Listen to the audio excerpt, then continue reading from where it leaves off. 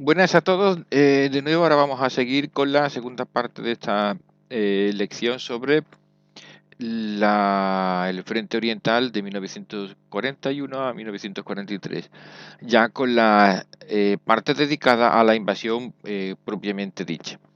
Como pueden observar en el mapa, el inicio de la Operación Barbarroja tiene lugar el 22 de junio de 1941 con una fase denominada Batalla de las Fronteras o también Batallas de Embolsamiento.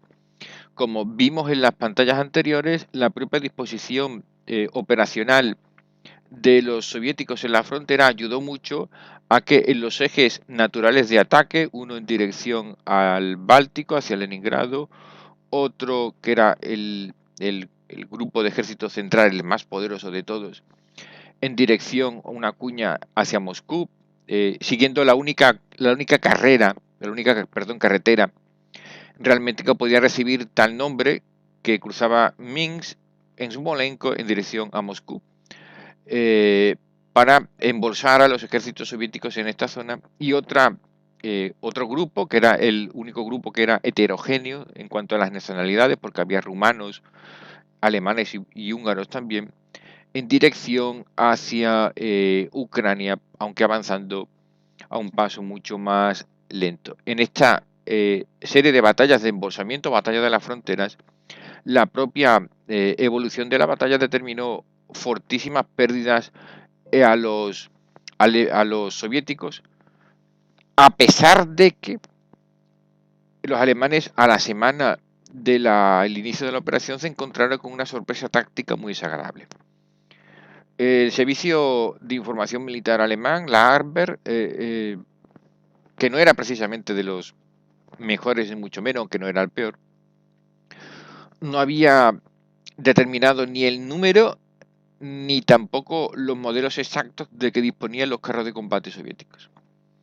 Por eso, cuando apareció en el horizonte el T-34, el modelo 76, es decir, que con un cañón de 76 milímetros, y ya saben que se refiere al calibre, se encontraron con una muy grande y muy desagradable sorpresa, puesto que el grueso de las unidades acorazadas alemanas, de las divisiones Panzer, aún estaba conformado en el verano de 1941 por los Panzer modelos 3 y 4, cuyos cañones estaban muy lejos en potencia del T-34 modelo 76. El T-34 no solamente fue una sorpresa, sino que además enseñó a los alemanes una desagradable lección. Doble. En primer lugar, no fiarse de los servicios de inteligencia alemanes, que fallaban más que la escopetita de feria. Y segundo, que los soviéticos eran capaces de producir armamento cualitativamente muy bueno. Algo que los alemanes desdeñaron desde el principio. Consideraron que los modelos que ellos sabían que tenían, las series de los BT, que es muy larga, no vamos a mostrar aquí ninguno, eran carros equivalentes a los Panzer I, muy flojos, muy lentos y con muy poco armamento y coraza. No serían rivales para los Panzer 3 y 4, como así fue, que fueron destruidos por miles. Pero sin embargo, el T-34 era un carro realmente muy bien diseñado, muy tosco, muy sencillo, pero que tenía algunas cosas que no tenían los carros de combate alemanes. En primer lugar, la tendencia a un desarrollo ergonómico aerodinámico. Si os fijáis aquí en la torreta, tiene una pequeña inclinación, mientras que las torretas de los carros alemanes eran planas. Eso significa que cuando te pegan un cebollazo, el proyectil perforante entra sí o sí. Mientras que la torreta del carro T-34 no solamente tiene esta inclinación, que es claramente visible, ¿no?, en este corte transversal, sino que incluso la propia torreta tenía una cierta inclinación en ángulo que hacía que los proyectiles tuvieran una tendencia natural a rebotar. Entonces, a pesar de que, o a causa de que precisamente esta declinación existía, los panzer alemanes no tenían ninguna posibilidad de destruir a distancias medias a los carros T-34. Eso sin contar con que la potencia de fuego de los proyectiles de los Panzer 3 y 4 de por sí ya lo dejaba en muy mala tesitura en un enfrentamiento directo con estos carros de combate. De forma que los alemanes tenían que literalmente atacarlos por el costado, por detrás o atacarles en las cadenas, que es uno de los elementos más débiles de cualquier carro de combate. El segundo elemento a destacar de este carro de combate soviético es su motor. Un motor muy bien diseñado, muy sencillo, que por cierto era de origen americano, aunque es de desarrollo final soviético. Tanto el motor como el sistema de carro de cadenas estuvo diseñado originalmente por la Chrysler en Estados Unidos y se ofreció al ejército norteamericano, y los norteamericanos dijeron: nosotros no nos hacen falta estos cacharritos. Y los soviéticos dijeron: a un momentito, que a mí eso me puede interesar, y compraron la patente. De aquellos, curiosamente, del país más capitalista, su gran enemigo, desarrollaran y luego perfeccionaran el sistema de cadenas y el motor. El motor, su disposición, su simpleza y el hecho de que se diseñara de tal forma que de una sola pieza se pudiera cambiar. Algo que no ocurría con los carros de combate alemanes, que tenían motores muy buenos, pero tan complejos, con tantas partes, que era una auténtica locura cambiarlos. Además, un tercer elemento que influye mucho en las ventajas del T-34, junto con otros modelos de la serie T posteriores, es que la mayoría de las piezas que pueden ver aquí, desde el carro, desde el cañón, torreta, motor completo, cadenas, eran intercambiables entre los modelos entre sí. Esto es algo sumamente interesante porque es la imitación soviética del Fordismo norteamericano, de construcción en serie y de maximización de los recursos. Así que eran capaces de construir varios modelos con calibres diferentes, pesos, tonelajes diferentes, pero que en gran parte, no todos por supuesto, pero gran parte de sus componentes eran intercambiables, con lo cual un T-85 tenía un problema en las cadenas y el vecino, la unidad vecina que tenía 34 y tenía cadenas de repuesto, se las podía dar. Es algo impensable para los alemanes, en el que cada modelo de carro de combate tenía todas las piezas completamente diferentes. Y eso era una auténtica locura desde el punto de vista logístico y mecánico. Y hacía que los carros de combate alemanes fueran muy buenos, fueran muy bonitos, pero fueran muy complejos y por supuesto mucho más caros que los soviéticos.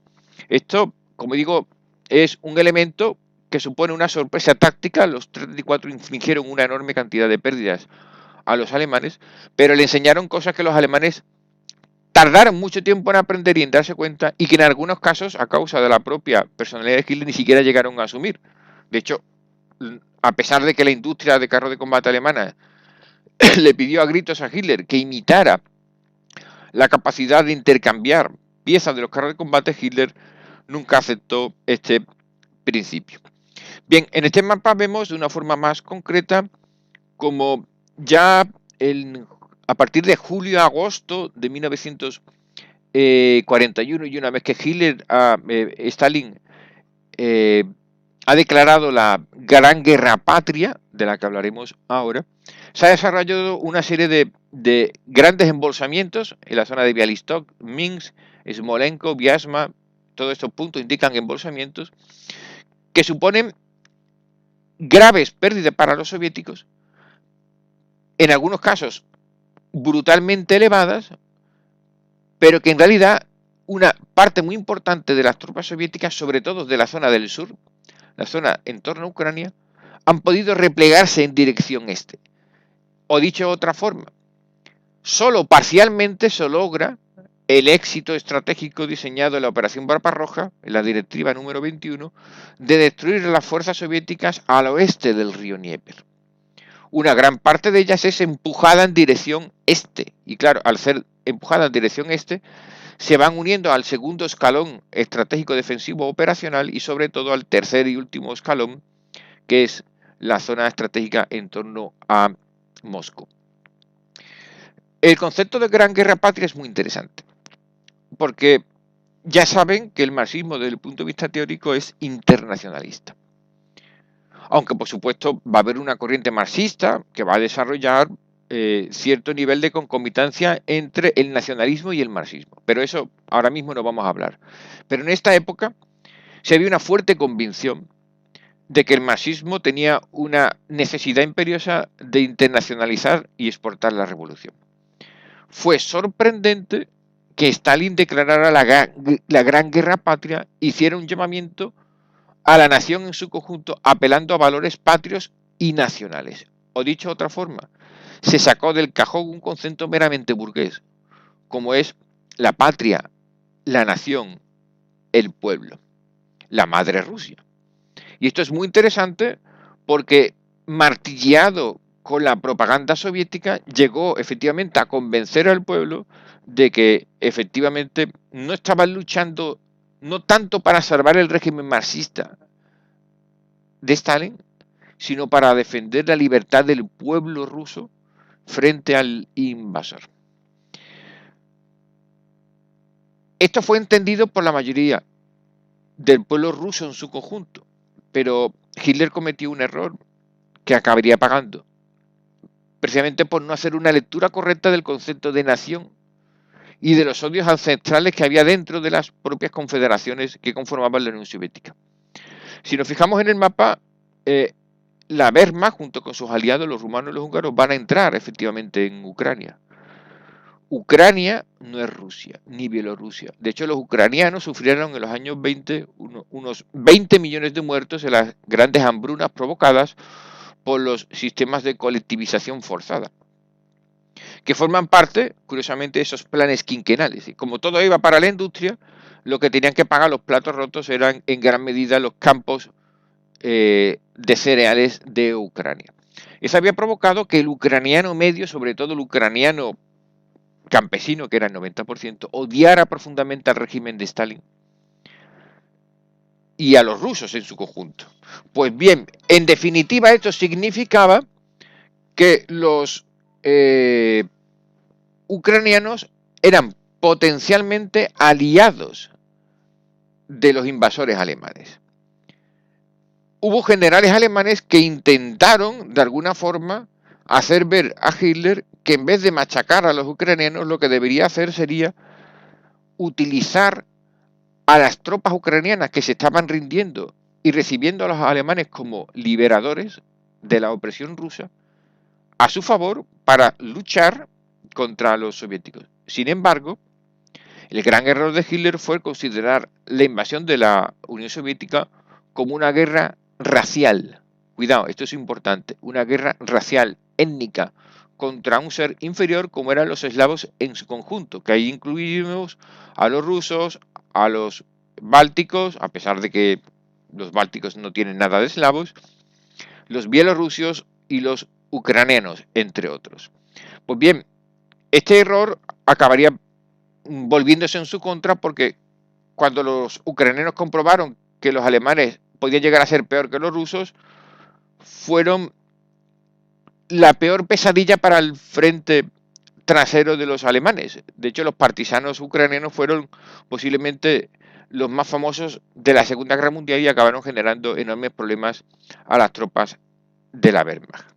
Bien, tengan en cuenta eso porque dentro de la propia operación militar hay que entender otros componentes de orden geopolítico, político y étnico que ayudan a entender el fracaso final de la propia campaña del Este. Aquí vemos en este mapa general la profunda y rápida penetración de los ejércitos alemanes en la inmensidad del espacio ruso. Sin embargo, llegamos a un momento clave, que es agosto de 1941.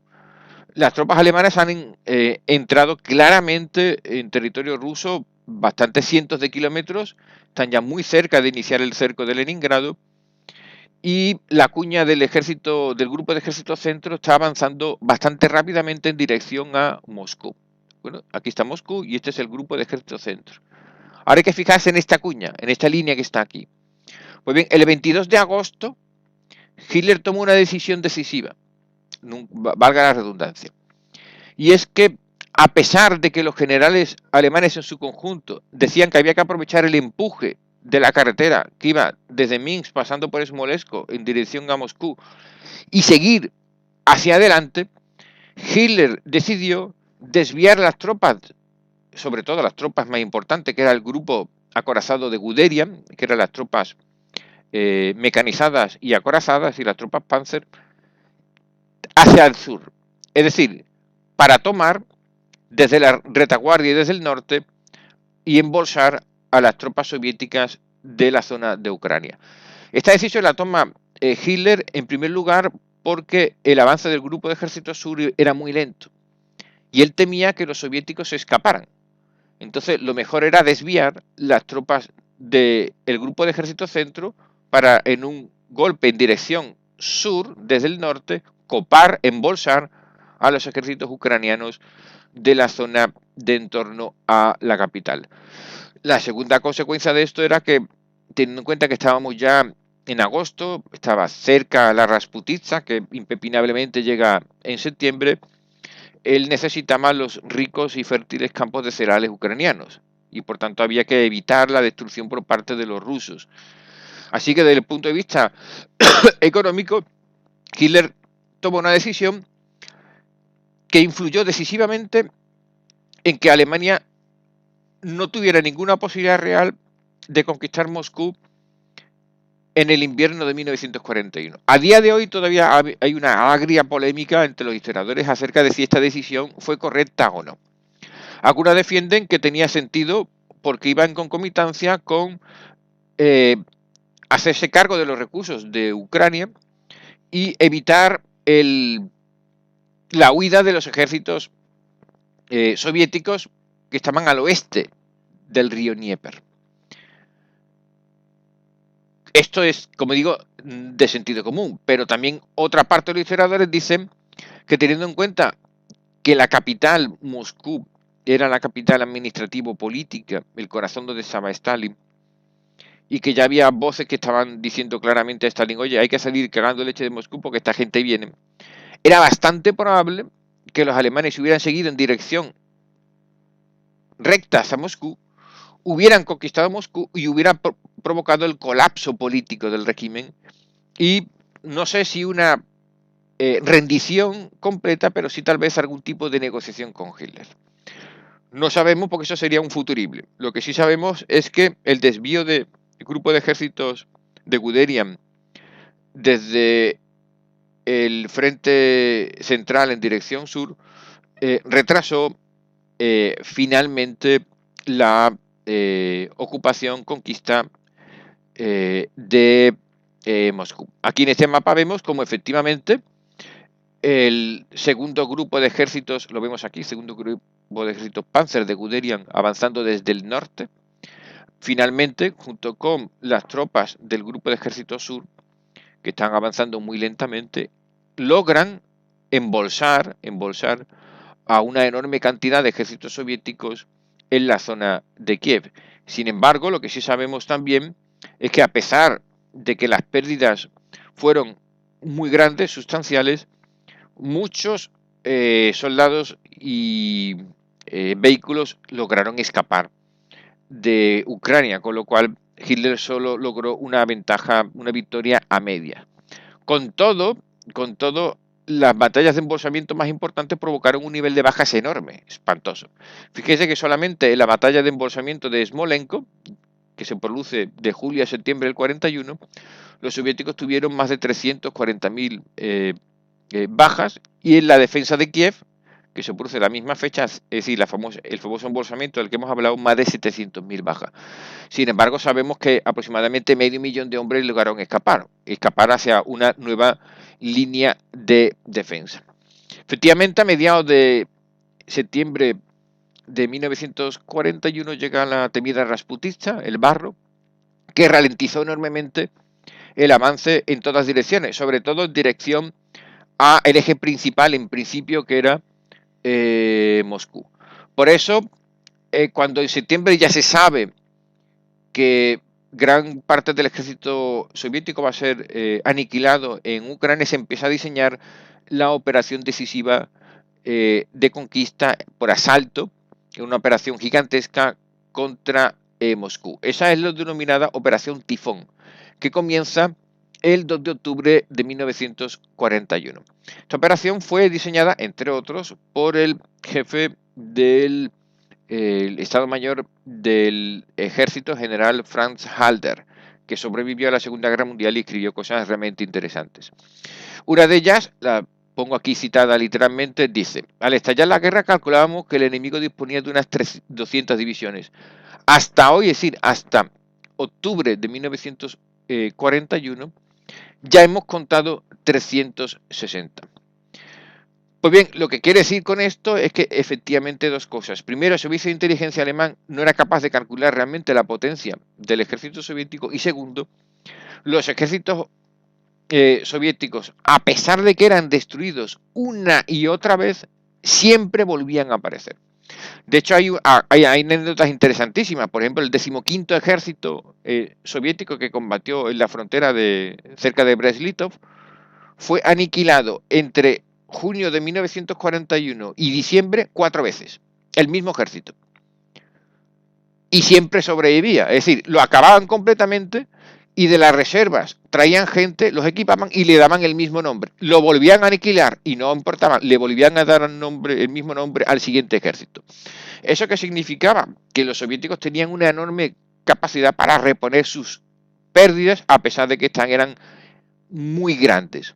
¿Por qué? Porque la población soviética eran de unos 130 a 140 millones de habitantes, básicamente el doble que la población alemana, y por tanto una mayor capacidad de reclutaje. Eso sin contar que el ejército soviético admitía como tropas de combate a las mujeres, cosa que el ejército alemán jamás aceptó durante la Segunda Guerra Mundial. Esta operación Tifón comienza el 2 de octubre de 1941 con mucho retraso, y como se puede ver en el mapa, se trata de una enorme concentración de tropas básicamente acorazadas, pero que diseñan un plan de ataque contra Moscú que incluso para los propios soviéticos era previsible. Si os fijáis aquí, el grupo Panzer II, el de Guderian, que ya había aniquilado a los soviéticos en Ucrania y volvió hacia el norte, lo que pretende es una pinza por la parte derecha, ¿verdad? En dirección a Moscú por el este. Mientras que las tropas del 9º ejército junto con el 3er ejército Panzer realizaría esa misma pinza desde el flanco izquierdo, es decir, para embolsar Moscú desde el norte, mientras que otro grupo avanzaría por la carretera que hemos visto de Smolensk, en dirección a Viesma hacia Moscú, frontalmente. Claro, este plan era bueno, hubiera sido bueno en junio, julio, agosto del 41, pero ya los soviéticos ya habían aprendido que los alemanes tenían una propensión natural a atacar siempre de la misma manera, en pinzas. A pesar de que casi siempre les salía bien, las tropas alemanas ya habían sufrido una enorme cantidad de bajas, imposibles de reponer. Se estaba acercando la época del invierno, que se adelantó un mes este año, en vez de llegar a finales de noviembre, empezó a llegar a finales de octubre de 1941 y cogió a las tropas alemanas con ropa de verano, lo cual fue realmente trágico. Ese elemento, unido a la rápida concentración de tropas soviéticas que fueron traídas desde el este, es decir, de las estepas siberianas, para unirlas a la tercera línea de defensa, esa famosa defensa estratégica que ya hemos hablado aquí, provocó que los soviéticos, en primer lugar, frenaran la operación Tifón, frenaran el ataque contra y conquista contra Moscú. De hecho, en el mapa se puede observar que los alemanes estuvieron realmente cerca, por la zona norte, como pueden ver aquí, de visualizar incluso algunas unidades de infantería. Llegaron a estar a unos 15-20 kilómetros de Moscú, hasta tan cerca que los observadores con sus anteojos eran capaces de ver el Kremlin desde allá. Sin embargo, eso fue la última y la zona más cercana a la que los alemanes tuvieron de Moscú, porque el invierno ya había llegado con todo su rigor, las temperaturas llegaron a bajar a 35-40 grados bajo cero, las tropas soviéticas que estaban combatiendo en Moscú estaban perfectamente aclimatadas, aún más las que estaban llegando del este, que venían del pleno frío y por tanto los mongoles están acostumbrados a combatir de esa forma, mientras que las tropas alemanas combatiendo con una ropa que no estaba adaptada al medio, con unas tropas con una moral cada vez más baja y sin ser capaces de reponerse de las enormes pérdidas que estaban teniendo los meses de guerra en el este, llegaron a su punto de inflexión y recibieron una desagradable sorpresa el 6 de diciembre de 1941, esa fecha, fíjense que es muy interesante, cuando los soviéticos lanzan una contraofensiva en la zona, como pueden ver en este mapa, una contraofensiva en la zona de Moscú para, en primer lugar, desalojar a los alemanes de las inmediaciones de la capital y, en siguiente lugar, provocar su desgaste. Es decir, cumplen a rajatabla esos preceptos estratégicos que comentamos al principio. Primero defensa, luego ofensiva y luego desgaste, que es exactamente como se sucedió esta zona, esta época de la campaña del Este. Y digo que la fecha es muy importante porque el 6 de diciembre del 41, que es cuando se lanza la ofensiva, es el día antes, fíjense, el día antes del ataque japonés a Pearl Harbor. Pues al mismo tiempo que las zonas, que todo el frente oriental en la zona de Moscú está replegándose, los alemanes están sufriendo enormes bajas porque la sorpresa que recibieron de este brutal ataque de los soviéticos fue total. Justo al mismo tiempo que se están replegando y están teniendo, como digo, fuertes pérdidas, Hitler comete el segundo y posiblemente mayor error estratégico de toda la guerra. El primero ya saben que fue invadir la Unión Soviética, el segundo fue el 11 de diciembre de 1941 declarar la guerra a Estados Unidos, cuando no tenía ningún tipo de obligación, ni política, ni militar, ni diplomática. Acabaron declarando la guerra a un Estado sobre el que no tenía ninguna influencia geopolítica, no tenía ningún roce concreto más allá de las concepciones ideológico-políticas, claro. Las zonas de influencia estaban muy alejadas y Hitler, que a pesar de estar replegándose en la zona de Moscú, comete el gran error de creer que su Wehrmacht era tan poderosa como que primero sería capaz de reponerse de ese golpe y en segundo lugar acabar con los norteamericanos. Craso error. Aquí tenemos algunas imágenes de cómo se combate en el invierno ruso con temperaturas de 35-40 grados bajo ceros, documentadas, no eso es una exageración, está absolutamente documentado, en el que, como vemos, los soldados soviéticos están perfectamente aclimatados y gozan de un armamento mucho más robusto, más fiable, con las cadenas de los carros de combate más anchas que el de los alemanes, y por tanto esto le permite adaptarse mejor a este tipo de combate. En diciembre, naturalmente, gracias o a causa de este ataque, se produce una gran crisis político-militar. En primer lugar, Hitler toma una decisión que los historiadores han reconocido posteriormente como acertada, a pesar de que en su momento muchos generales la criticaron, que fue mantener la línea de frente sin replegarse masivamente. La mayoría de los generales, desde Guderian hasta los grandes mariscales, recomendaban replegarse cientos de kilómetros hacia zonas un poco más templadas para reparar el equipo, buscar reemplazos e iniciar una ofensiva posterior. Hitler consideraba que se había llegado tan lejos que cualquier repliegue masivo de todo un frente muy amplio provocaría una desbandada, un pánico, y por tanto era preferible aguantar sobre el terreno, el chaparrón, a pesar de que las bajas, gracias o a causa del clima, fueran muy importantes. Fue una orden draconiana que le costó la vida a decenas de miles de alemanes, pero como digo, los historiadores han reconocido que en este caso Hitler tuvo razón, porque el frente se contuvo. Vemos aquí que efectivamente la penetración rusa fue muy importante. De hecho, se embolsaron casi algunos ejércitos alemanes completos, pero precisamente el hecho de que aguantaran en esta línea de frente, a pesar de las enormes pérdidas, hizo que el frente completo no se derrumbara. Si Hitler hubiera hecho caso a sus generales, se hubiera producido un repliegue, es muy posible que los soviéticos hubieran penetrado aún más en dirección hacia el occidente, haciendo mucho más difícil cualquier otra ofensiva en el verano siguiente. Esta crisis deriva precisamente de este fracaso de la Operación Tifón y de la imposibilidad de conquistar Moscú.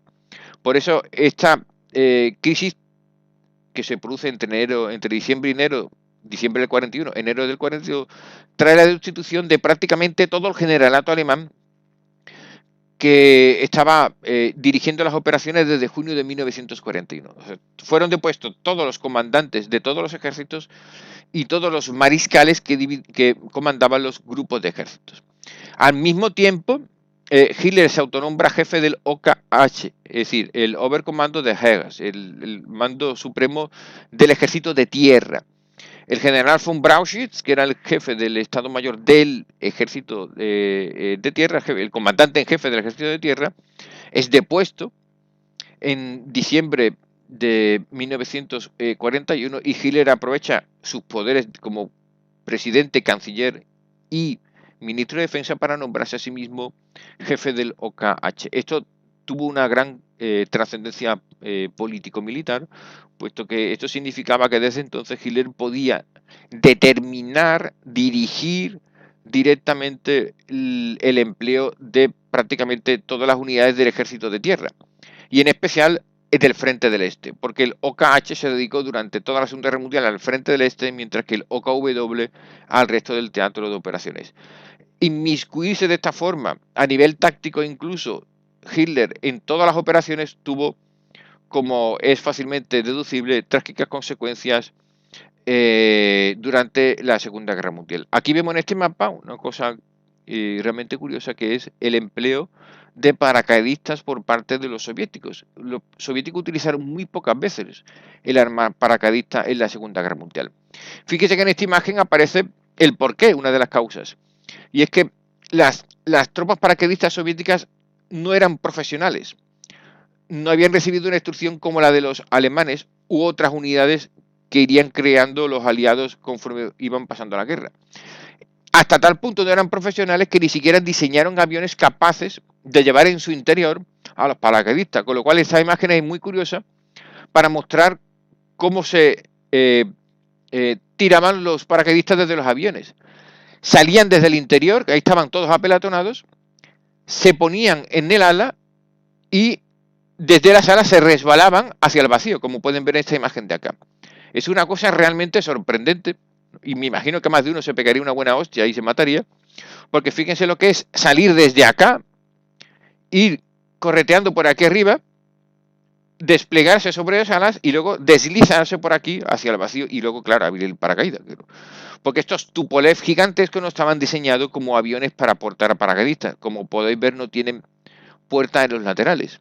Claro, al no tener puertas en los laterales no se pueden desplegar como si las unidades alemanas equivalentes en los aviones Ju-52 que estaban diseñados para eso. En este mapa se puede observar esa gran crisis de diciembre de 1941, en la que en primer lugar los alemanes son frenados en el frente de Moscú, pero luego también los soviéticos realizan varias ofensivas, tanto desde Leningrado hasta el sur, hasta tal punto que los alemanes sufren retrocesos tanto en el norte como en el sur, aunque es mucho más agudo en el frente central, a pesar de que los soviéticos no llegaron nunca a ocupar Smolensk. Este tipo de operaciones de defensa y desgaste soviéticas tuvieron un enorme costo en vidas humanas y en material, como se pueden ver aquí. Solo la defensa de Moscú, antes de la gran ofensiva soviética de diciembre, los soviéticos tuvieron prácticamente 650.000 bajas, además de una enorme cantidad de carros de combate perdidos.